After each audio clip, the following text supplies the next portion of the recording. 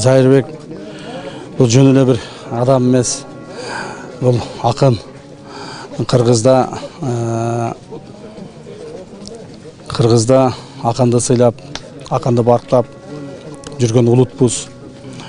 Зайырбек бұл Кыргызга дем берген, Кыргызга күч берген. Кыргыз дегенде бир эле сабак аяка барат. Мен кыргызмын, сатылбаган, сатпаган деген.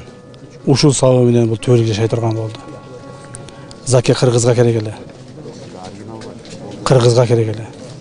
Ошондуктан мен өтө жүрөгүм ачышып турат. Бул жигит мындан ары дагы көптөгөн чыгармалар жаратса болот эле. Бирок бүгүнкү жараткан чыгармалары, ушуга чейин жаратып калган чыгармалары, мен ойлойм мындан ары эми дастан болуп калат.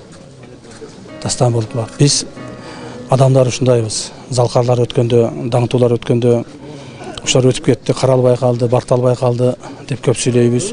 Бирок адамдын табияты ошондой экен. Чынында бул жигитти